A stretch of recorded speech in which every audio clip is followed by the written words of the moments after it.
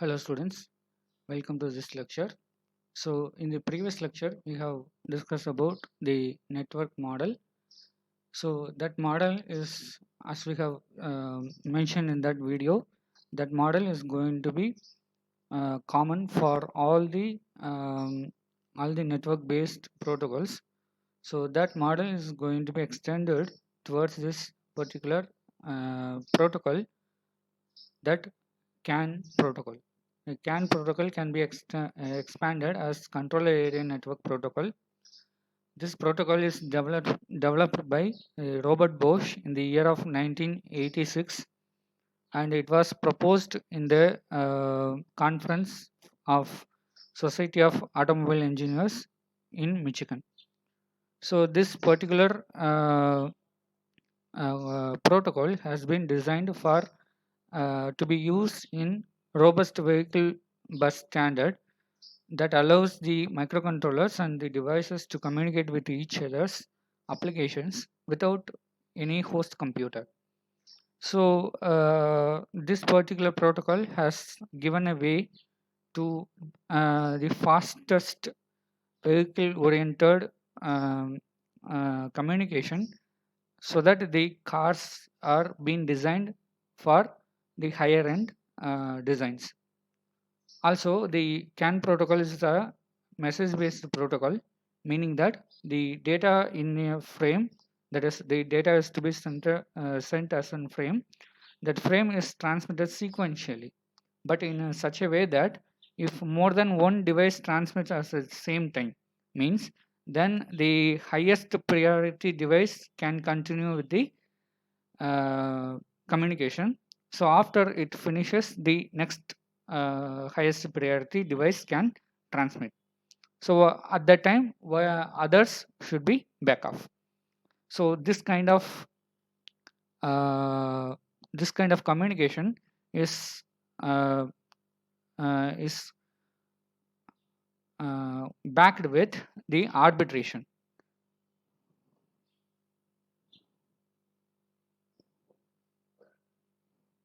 So this arbitration is going to be a big thing in the CAN protocol. So the CAN protocol can be classified into three different categories. One is low speed CAN, that is uh, proposed with ISO 11898-3, and it has the speed of 125 kbps, and the CAN 2 protocol can attain up to 1 Mbps, and the CAN FD, that is the flexible data rate, can attain up to 10 Mbps speed. So this is going to be the common black diagram of a CAN node. So as we have seen, all the CAN protocols are going to be serial communication in nature. So we need a data bus and then clock bus. So this particular topology is very common for all the type of CAN protocols. So if this CAN node is going to be a multi-drop networks, so a single CAN node will be having a CAN transceiver and a CAN node controller.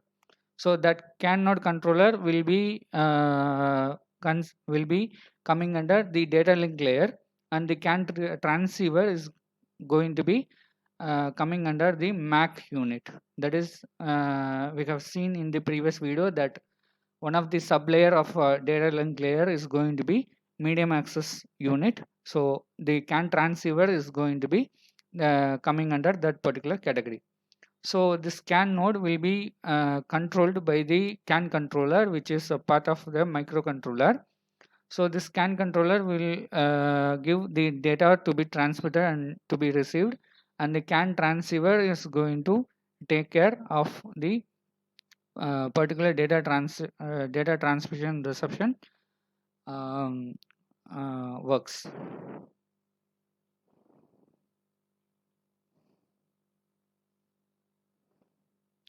So this is the common CAN protocols structure.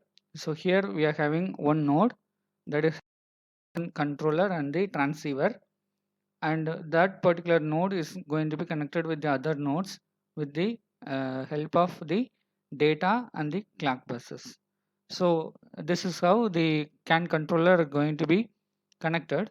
So for a car application, whenever we are having our main controller over, this main controller can control all the nodes which are going to be as example we can say brake control and the airbag control and the media control and all other controls that are used in the uh, car system. So a CAN controller will be connected with the help of um, data and the clock signal. Even though they are being connected like that, the specified connectors uh, are proposed for the CAN controller. So one of the main connector that is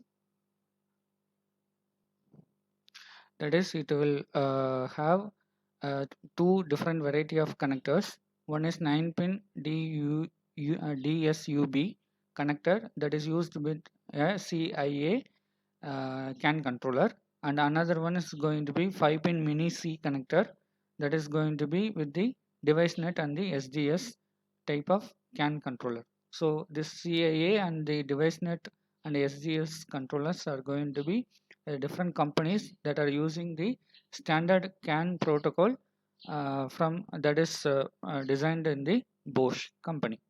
So the CAA, which is using this 9-pin DSUB, having plus 7 volt to plus 13 volt and a 500 milliamps connector. So this connector will be having first pin, and the second pin is going to be a CAN L pin, and the third pin is going to be ground pin, and the fourth will be the optional shield pin, and the sixth is going to be optional ground pin and the CAN H and the optional power pins.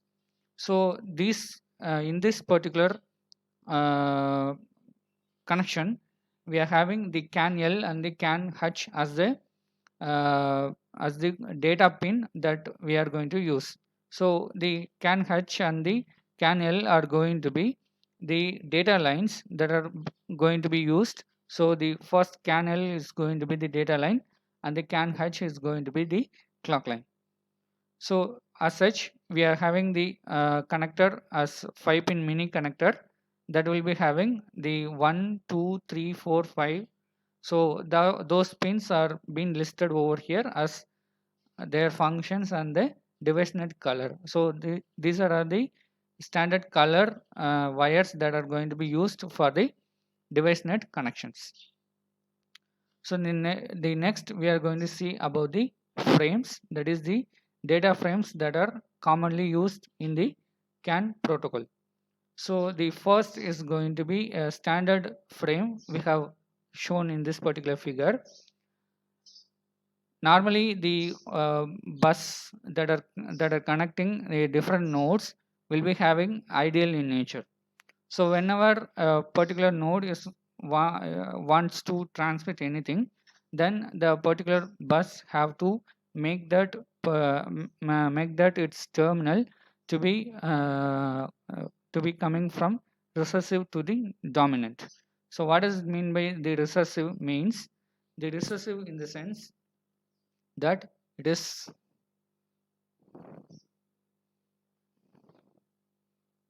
actually the 0.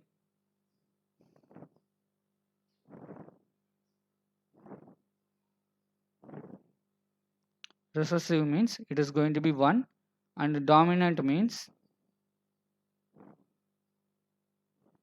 it is going to be 0. So whenever a bus needs to communicate with the other bus, then that particular bus have to make that particular line to be coming from recessive to the dominant. So if that particular line is doing like that, then other nodes will be coming to know that that particular node is wants to communicate. So if that particular uh, bus is having higher priority, then other bus will be backing off. Otherwise, the other bus will also wants to have that particular bus control. So this particular process is going to be controlled by the arbitration process that we will be seeing in the last slide. So before that, we will be discussing about the standard frame rate. So if the bus is going to be ideal, then that bus is going to be controlled by the recessive to dominant transition. So after that, the startup frame will be coming. So after the startup frame, we will be having the arbitration field. So this arbitration field will be consisting of this identifier. The identifier is going to be a unique address for a node. So after this particular identifier, this identifier will be having 4-bit address. So after that address, we will be having the RTR. The RTR is going to be the remote transmission request. So if that particular RTR bit is going to be 0, then it will be treated as data frame. So if it is going to be 1, then it will be treated as remote frame. What does it mean by remote frame? Remote frame means if the particular node is having any problem of transmitting or receiving, that particular node is going to be set as a remote mode. So if that particular node is being treated as a remote mode, then any other transmission is barred from that particular node. So in order to have to differentiate with the others, then that particular node is going to be given as a remote transmission request mode. So if that is going to be a data frame, then it can take the data. If it is not, then we cannot take the data. So the afterwards we will be having the control field. See, the control field will be consisting of 3 columns. One is going to be IED. IED or IDE is going to be the identifier extension. Since we are having the CAN frame, standard frame and the extended frame are the 2 standard frames that are going to be used. So for the standard frame, we will be having the data that is going to be used is going to be 11 bits. So if the extended frame, then we will be using the 29 bits of data. So it depends upon the data requirement, we will be using any of the standard or the extended data frame we can use. So we need to identify that particular frame is going to be a standard frame or an extended frame that can be notified by this particular IED bit in the control field, and R is going to be the future extension one, and a DLC is going to be the data length code. So the number of bits that is going to be transmitted are going to be tell in this particular frame. So if it is going to be 11, for that it will there is a unique code, and if it is going to be 29, there will also be unique code for this. So next will be the data field. Then next we will be having the CRC field. So the CRC field is going to be a cyclic redundancy check. So what does it mean by cyclic redundancy check? Means if we are transmitting a data, then that data should be received by the receiver in the correct sequence. If that particular data is not not getting into the CRC sequence, then we can say that the data transmission is wrong. So that CRC sequence is being calculated by the transmitter first. It will be given in this particular CRC sequence field. So after we will be having this particular DEL, that is going to be the delimiter. So normally this delimiter is going to be a dominant one. So we will be filling 0 over this particular one. So if the transmitter is going to send this frame, then this delimiter will be standardly given as 0. Standardly it will be given as 0. So whenever this data frame is being received by the receivers, then those receivers will be calculating this CRC with their own hardware. So at that time, if those CRC is okay, then it will be taking the data frame as an correct one, and they will use the data. If the CRC is not correct, then it will check whether the delimiter pin is 0 or not. So if it is going to be 0, then it can think that other nodes are correct, whatever the data which I have received is going to be wrong. Likewise, it will be thinking and it will be sending the error message. If the other pins having this delimiter as an 1, then they can say all the data are getting as a wrong one. So the error messages will be sent whatever whoever the frames are getting the error message over this CSV sequence field. So this is how the error handling will also be taken place. Also, the acknowledgement field is also going to be however this particular CSV sequence is working. So this acknowledgement signal and this delimiter, the acknowledgement delimiter is also be going to be 0, and there will be acknowledgement signal also. The receiver will also check this field also. If that particular field is becoming 1, then also it will be sending us an error message, and afterwards it will be end of frame. So this is how the standard uh, frame of any CAN controller will be like this. So next we will be seeing about the error frame. So for any of the error which is taken in the transmission and the reception, the error will be notified by any of the uh, nodes. So the error is notified by the frame which is given here. So the error frame will be having a error flag field and also the error delimiter field. So this error flag field will be having 6 dominant bits, and the error flag delimiter will be having 8 recessive bits. So whatever may be the error can be coded what error is being coded inside this error flag. So the other nodes will be coming to know that this particular um, node is getting the error message. So the transmitter will be transmitting that particular message again. So this is how the CAN node will be intimating the transmitter and also the other nodes that I have received an error message likewise. That is one the important thing that we have to note here is the error passive and the error active. So if the error message that is sent by an particular given node, the error message that is transmitted by a given node is greater than 127 numbers of error messages, then that particular node is going to be given as error active node. Error active node.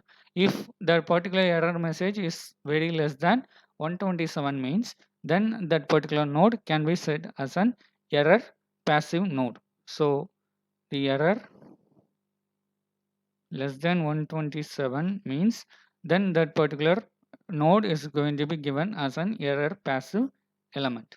So if the controller is getting into the error active mode, then that controller will be then that particular node will be isolated from the other nodes. After some time, the CAN controller will give that particular error message to the user, so that the user can check with that particular node whether any hardware problem or software problem has occurred or not. Afterwards, the user can connect that particular node to the network. So after the particular user has corrected that, it can come to the normal working condition.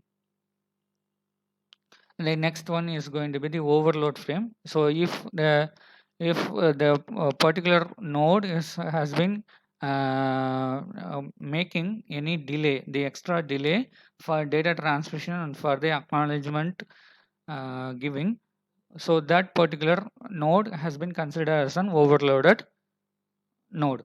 So because extra delay is coming when that particular node has been loaded overly. So for that purpose, we are having the overload frame.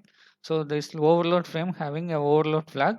So what is the type of overload that can given by that particular node that can be notified by this particular frame. And the superimposition of active and active overload frames has also been given, and also the error delimiter can also be given. So this particular frame is also like an error frame only. So the next is going to be the error control. The error checking, the fault confinement can be segregated into two types. One is going to be message level and another one is going to be bit level. Under the message level, we will be having CRC check and acknowledgement slots and the form error. So we have seen the CRC check in the previous slide itself. So and also the acknowledgement check also we have seen in the previous slide also. The same can be uh, the same is mentioned over this particular points, and the frame error is going to be the end of frame and the interframe space that is given in the each frame. So because in each of the frame we will be giving some interframe spaces. So those interframe spaces are given by the some dominant uh, bits. So if that particular interframe bits are going to be wrongly received by any of the node, then that error is going to be form error. So this form error can also be notified to the other nodes that I have received a wrong message likewise. So that error can be taken as an severe one. So the nodes can be followed as such we have given over the previous slide. And also the bit level type of error confinement having two different bit level. One is stuff error. So since we are having this stuff error that is associated with the bit stuffing. So what does it mean by bit stuffing means? In order to make the synchronization of the frames or the synchronization of the clock with the other nodes, the data frame that is sent by one node is going to be synchronized with the insertion of the bits, some of the stuff bits within the frames. In order to synchronize its own frame with the other nodes, the bit stuff will be done. So what does it mean by bit stuff means? Insertion of some dominant bits within the frame. So that particular bits are going to adjust the clock signal of the particular node with the other nodes so that the synchronization can be done. So if that particular stuff bit is being transmitted over the line, if that particular stuff bits are received with an error, then that can be said as a stuff error. And also the bit error is also going to be the same. So the same will be given as a bit level error. So this kind of errors that we have seen in the previous and this particular slide are going to be numbered as far as the given network. So those numbers are going to be given as an error message so that the controller can come to know that this kind of error uh, has been done. So it will be monitoring that particular network, and it will be, if it that particular error level is greater than the threshold 127 errors, then that particular node can be isolated. So this is how the error is being confined inside in the CAN protocol. So the last one is going to be the arbitration. Arbitration is a process that will make the controller to make a single given node to be transmit as an must. So how it will be done is, sender wants to send the message and it will be waiting for the CAN bus to become ideal. So if the CAN bus is ideal, then the sender sends the the start of frame or the dominant bit for the bus access. So if this particular action is done, then if it sends the message identifier bit in the most significant bit. So first it will be checking whether the bus is ideal or not. So after it will be finding it is an ideal, then it will be sending SYF, that is the start of frame. If it doesn't listen that bus is ideal, then it will be waiting for its own time. So if it sends the SYF, then it will be given after sending SYF also. If the bus is going to be ideal, then it will be sending the ID bit. If at that time also, if the bit level is going to be a sent level, that is, if that particular after sending that particular next ID bit, if that particular bus is still in the ideal position, then it will be checking the bus level as a sent level or not. If it is going to be equal, then it will be sending the arbitration. So if the node detects the dominant bit on the bus while it has transmitted a recessive bit, it means that the node has lost the arbitration. So if this particular bus level is not equal to sent level, then the arbitration will be lost. So whenever it is sending the dominant bit, but the bus is detecting a recessive bit, means it is meant that that particular bus has lost its arbitration. So it have to wait for the other's message to be received. So if that particular node has transmitted a dominant bit and it is having its own dominant bit on the bus, then it will be knowing that that bus is going to be win that particular arbitration and it can send the data. So this is how the arbitration process is done in the CAN protocol. Thank you.